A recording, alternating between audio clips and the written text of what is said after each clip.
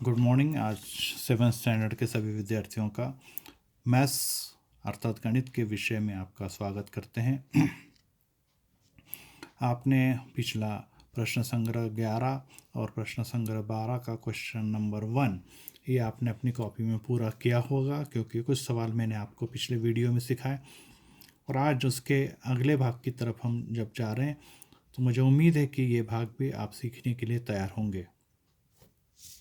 आज जो सीख रहे हैं वो भाग विधि से मौसावी ज्ञात करना, भाग विधि के द्वारा मौसावी ज्ञात करना। तो फिर से दोहरा रहा हूँ कि आपको पहाड़े आने अनिवार्य है। भाग देना, गुणा करना ये आपको आना चाहिए। और अगर आपने इसकी प्रैक्टिस नहीं की है तो बार बार ये कह रहा हूँ कि पहाड़े याद करो, गुणा भाग की प्रैक्टिस करो, क्योंकि हम 7वीं क्लास के विद्यार्थी, हमें ये सब बातें आनी ही चाहिए। तो आइए हम दो संख्या देखते हैं।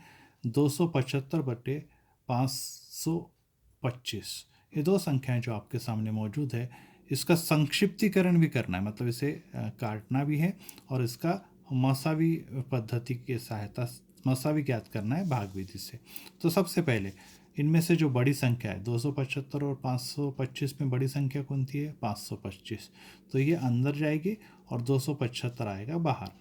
अब पहाड़ा हमें 275 एकम 275 से भाग देंगे और जब घटाएंगे तो 5 में से 5 गए 0, 12 में से 7 गए 5 और यहाँ बचे 4, 4 में से 2 गए 2, 250 बचता है। अब ये 250 को हम भाग देंगे, को हम इस से 275 को भाग देंगे, मतलब जो भी उत्तर आएगा जिसको हम कहेंगे कि इसको घटाने के बाद जो शेष आएगा उस शेषफल को 275 से भाग देने जा रहे हैं। तो 250 एकम 250, क्योंकि उससे 250 दूनी 500 होता है जो 275 से बड़ा है। अब घटाने पर कितना आएगा? 5 में से 0 गया 5, 7 में से 5 गया 2, ये आ गया 25। अब इस 25 को वैसे ही रहने देंगे शेषफल को, और इस 25 को लेकर हम 250 को भाग देंगे। तो 25 दम 250, 25 दम 250। अब जो भी अंतिम संख्या यहाँ पर आई जिसने हमें शेषफल 0 ला दिया, उस संख्या को हम क्या कहेंगे? इसका मौसावी है, अर्थात ये है 25। तो अब यहाँ पे लिखेंगे मौसावी बराबर 25। अब 25 से इन दोनों को भाग जाना चाहिए, तो देखेंगे जाता है कि नहीं। देखिए अभी 275 को 25 से भाग दिया तो 25 एकम 25, 27 में से 25 गए 2, ऊपर से आया 5, फिर से 25 एकम 25, पूरी तरह से 11 बार भाग चले गया। तो यहाँ पे हमने लिखा 275 भाग दिया 25 से, तो उत्तर आ गया 11। अब दूसरी नीचे की संख्या है 500, ये जो है ये दोनों दूसरी संख्या है, ये है 525। अब 525 को हमने यहाँ पे लाया और उसको फिर से 25 से भाग दिया, तो 25 दूनी 50, 52 में से 50 गए 2, ऊपर आया 5, 25 एकम 25, पूरी तरह से भाग चलेगा। कितनी बार भाग उत्तर आया? 21 बार। तो यहाँ पे हमने लिखा कि 525 को 25 से भाग देने पर उत्तर आता है 21, और 275 को 25 से भाग दिया तो 11, तो उत्तर आ गया 11/21। इस प्रकार से हमने भाग विधि, ये जो भाग दिया इसकी सहायता से मौसावी भी ज्ञात किया, ये हमने मौसावी ज्ञात किया, और उसकी सहायता से हमने संक्षिप्तीकरण भी किया। अगर नहीं समझा तो और एक सवाल देखिए। अब यहाँ पे थोड़ा सा उल्टा है, 161 बटे में 69। अब जो छोटी संख्या उसको हमने बाहर लिखा, बड़ी संख्या 161 को अंदर लिखा। अब भाग देने जा रहे हैं तो 69 का दुगना किया तो आएगा 138 आ गया, जो 161 से छोटा है, तो 2 ही बार भाग दिया। तो 11 में से 8 गए 3, यहाँ बचे 5, 5 में से 3 गए 2, और ये आपका 0 आ गया यहाँ पर। इस प्रकार से 23 बचा। अब ये 69 को यहाँ पे लाया, 69 को 23 दिया 69। इस प्रकार से 23 के द्वारा पूरा भाग गया, इसलिए इसका मौसावी कितना बन गया? 23। इसका मौसावी बन गया 23।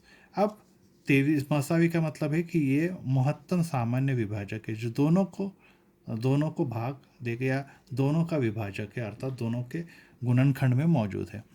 तो आप 161 को 23 से भाग दिया, 69 को भी 23 से भाग दिया। भाग हम बाजू में दे के देखेंगे तो हमें दिखता है कि 7 बार जाता है, और 69 को अभी हमने यहाँ पे देखा तो 3 बार जाता है, इसलिए इसका संक्षिप्त करण आ गया 7/3। तो इस प्रकार से हमने आपको इसमें सिखाया कि भाग विधि से मसावी पहले निकालना और फिर भाग विधि के द्वारा उसका संक्षिप्तीकरण करना, दूसरी भाषा में उसे काटना। जैसे 275/525 को काटते हैं तो 11/21 आता है, और 161/169 को काटते हैं तो उत्तर आता है 7/3।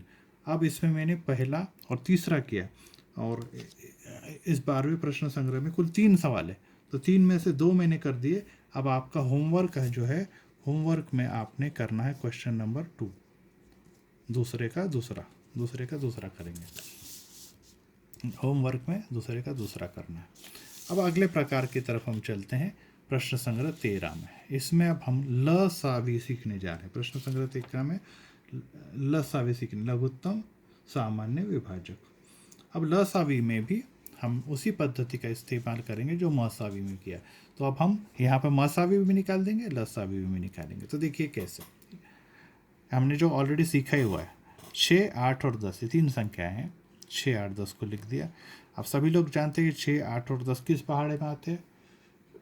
जी हाँ, करेक्ट, 2 के पहाड़े में। तो 2 तिया 6, 2 चौक 8 और 2 पंचे 10।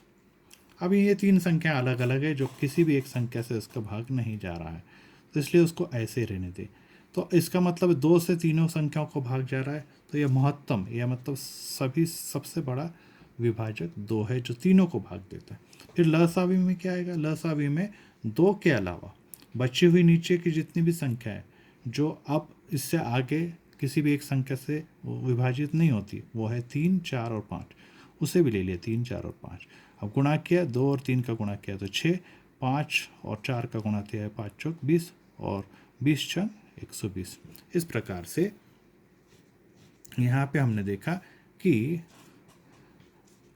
मसावी जो है 6, 8, 10 का है 2, मतलब सबसे बड़ा विभाजक 2 है, जबकि लघुत्तम सामान्य विभाजक, छोटे से छोटे विभाजक, ये है 120। तो इस प्रकार से हमने लसावी मसावी ज्ञात किया। और एक सवाल अब हम देखेंगे, यहाँ पे देखिए 15, 30 और 90। 15, 30 और 90 अब ये सभी 3 के पहाड़े में आते हैं। तो 15 कितनी बार है? 5 बार, 3 5 15। 30, 30 धन 30, 10 आता है, और 3 दिया 9, 0 का 0। फिर 5, 10 और 15 भी किसी एक पहाड़े में आते हैं, बराबर 5 के पहाड़े में। 5 एकम 5, 5 दूनी 10, 5 छंग 30। अभी ये दोनों होने के बाद ये तो पूरा कट गया, अब बच गया सिर्फ 2 और 6। ये भी किसी पहाड़े में आ रहा है, और वो है 2 का पहाड़ा। 2 एकम 2, 2 तिया 6। अब ये सिर्फ 3 ही रह गया है। अब इसमें हम विशेष करके इसमें अब ध्यान देने वाली बात है कि मसावी जो है 3 और 5 ये आएगा। क्यों? क्योंकि 2 क्यों नहीं लिया मैंने? क्योंकि 2 तीसरी संख्या के लिए अब नहीं बचा, ये तीसरी संख्या के लिए 2 का भाग नहीं दिया। तीनों संख्याओं को भाग देने वाली 2 ही संख्या थी, 3 और 5, इसलिए 3 और 5 का गुणा किया तो आपका मसावी आ गया 15। पर अब जो सब 3, 5, 2, 3, 5, 2 और ये बचा हुआ 3, तो 2, 3, 5 और ये 3 सबका गुणा किया तो 3 दूनी 6, 5 तिया 15, 15 छक 90, अर्थात इसका लसावी आ गया 90। तो इस प्रकार की संख्या में हमें ध्यान रखना है कि मसावी का मतलब है जो 3 संख्या है तो तीनों को भाग देने वाली एक संख्या रहेगी, तो इकलौती, जैसे यहाँ पे 2 थी, लेकिन 2 संख्या आएगी जैसे 3 और 5, तो उनका गुणा करके 3 5 15 लिखेंगे। और अंत में क्या करेंगे हम लोग?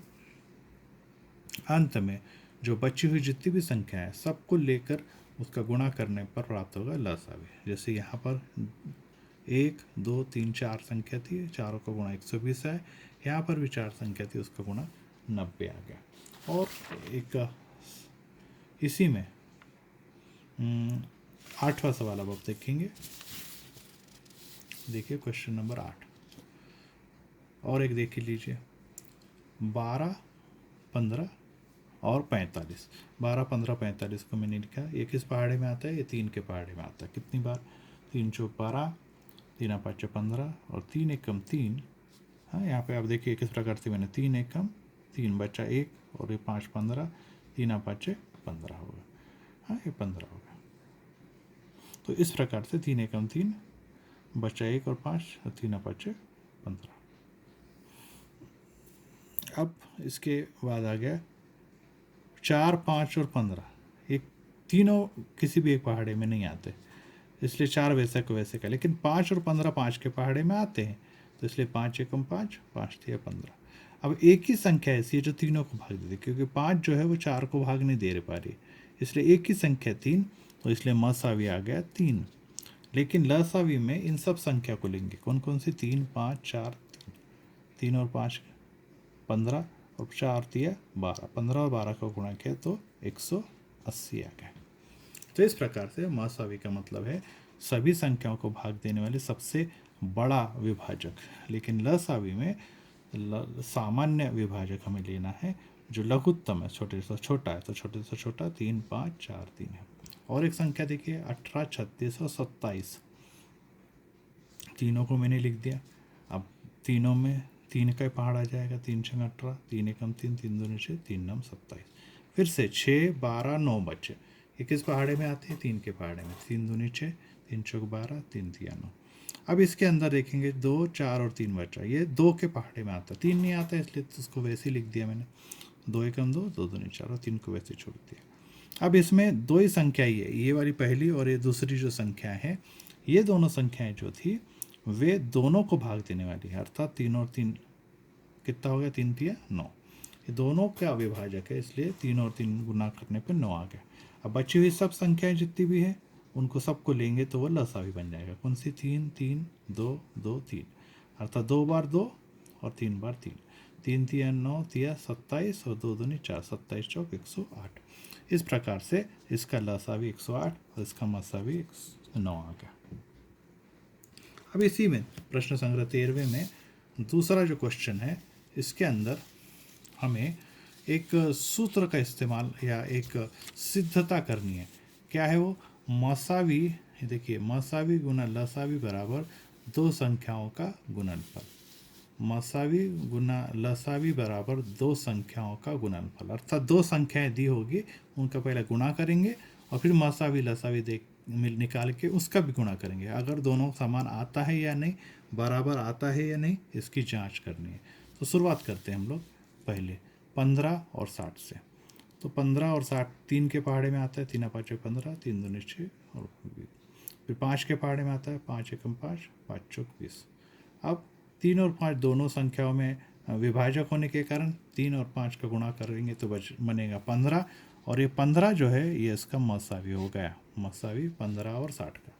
अब लसावी जैसे मैंने सीखा है 3 5 और 4, इन सब का गुणा करेंगे तो 3 5 और 4 लिया, 3 5 15, 15 चौक 60, ये मसावी हो गया, ये लसावी हो गया। अब क्या कहा है कि इन दोनों का यहाँ पे मसावी गुणा लसावी करो। मसावी लसावी किया तो 15 गुणा 60 का गुणा किया तो 900। और दोनों वाली जो संख्या है यहाँ पे क्या लिखा? दो संख्याओं का गुणनफल भी करो, अर्थात 15 और 60 का गुणा किया तो भी 900। तो यहाँ भी 900, वहाँ भी 900, इधर भी 900 आया और इधर भी 900 आया। इसका मतलब दोनों का गुणनफल और मसावी लसावी का गुणनफल समान या बराबर है। तो ये यहाँ पे लिखना है आपको, बराबर है। और अगर नहीं आता तो बराबर नहीं है, ऐसा लिखेंगे। और एक उदाहरण देखिए जिससे आपको समझ में आएगा। 78 और 104, दो के पहाड़े में लीजिए। 2 तिया 6 बचा 1, 2 9 18, 2 पंचे 10, 2 दूनी 4, 13 के पहाड़े में आता है, आपको ध्यान में रखना। 13 का आपको इसलिए पहाड़े में नहीं याद करने के लिए जरूर रखा। 13 तिया 39, 13 चौक 52। अब 2 और 13 दोनों में आने के कारण इसका मसावी हो गया 2 गुना 13 बराबर 26। और लसावी में 2 13 के अलावा 3 और 4 आएंगे। 2 13 के बाद 3 और 4, तो 2 तिया 6 और 3 और 13 को 4, 13 चौक 52, 6 और 52 का गुना किया तो 312 आ गया। ठीक है। अब नियम क्या कहता है? यहाँ पे लसावी और मसावी का गुणा करो। ये 26 था और ये 312 है, 26 और 312 का गुणा किया तो 8112 आ गया। और जब आप 78 और 104 का गुणा करेंगे, देखिए यहाँ पर मैं करता हूँ 104 गुना में 78, गुणा कर रहा हूँ, देखिए आपके सामने, 8 चौक 32, जीरो का जीरो होने के कारण 32, जीरो में 8 चौक 32 का 2, हासिल आए 3, 3 और जीरो में आया तो 3, 8 एकम 8।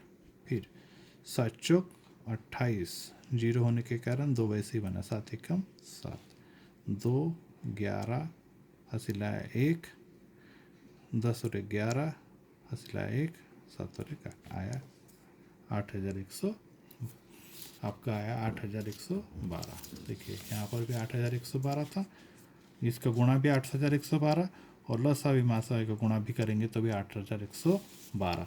इस प्रकार से हमने देखा कि मसावी लसावी दोनों ज्ञात करो और वो दो संख्याएं जो प्रश्न में दी उनका गुणा करो, और दोनों का गुणा जैसे इधर 900 आया वैसे यहाँ पर 812, 8112 और 8112 आया।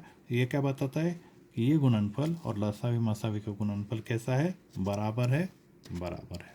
तो इस प्रकार से मैंने क्वेश्चन नंबर 2 प्रश्न संग्रह 13 में 5 में से 2 सवाल किए। अब होमवर्क में आपको मैं दे रहा हूँ, इसके आपको मैंने जब कौन कौन से किए तो पहला कीजिए, दूसरा कीजिए, चौथा कीजिए, ये 3 सवाल आपको मैंने होमवर्क में दिए हुए हैं। तो इस प्रकार से हमने मसावी लसावी का ये पाठ सीख लिया है। इसके अंदर आपने इतना कर लिया है, तो पहले इनको आपने सीख लेना है। और साथ में आपको मैं होमवर्क में दे रहा हूँ, ये भी प्रश्न संग्रह करेंगे, ये मैं नहीं कराऊंगा अभी। प्रश्न संग्रह 14 का क्वेश्चन नंबर 2 में कुल मिला के हैं 1 से लेके 5 तक के सवाल। ये भी आपने अपनी कॉपी में करने हैं, ये भी आपने अपनी कॉपी में कर लेने हैं। इतना ही करो, प्रश्न संग्रह 14 में बाकी नहीं करना है, सिर्फ आपको क्वेश्चन नंबर 2 में 1 से लेके 5 करने हैं। अब आप बोलेंगे सर हमारे पास नहीं है, तो उसके फ़ोटो मैंने आपको ऑलरेडी भेज रहा हूँ करना है। फिर से देखिए होमवर्क में क्या क्या दिया मैंने। होमवर्क में दिया है इस प्रश्न संग्रह के, प्रश्न संग्रह 13 के क्वेश्चन नंबर 2 के 1 से लेके 1 2 4, और इस प्रश्न संग्रह 14 में क्वेश्चन नंबर 2 के 1 से लेके 5, ये आप होमवर्क में कीजिए। ये पद्धति मैंने आपको सिखाई हुई है, और फिर से एक बार मैं बाद में दोहराऊंगा, लेकिन सिर्फ एक ही सवाल या 2 सवाल में करके बताऊंगा, बाकी के सवाल आप अपने मन से कीजिए। इस प्रकार से हम लोग यहाँ पे इस प्रश्न संग्रह अध्याय 3 को पूरा करेंगे कि मसावी लसावी ज्ञात करना। फिर से मैं बता रहा हूँ, पहाड़े याद करो, दोहराओ, रिवीजन करो, आपको अच्छी तरह से गणित आएगा। जो बच्चे पिछड़ गए वो मेरे चैनल जो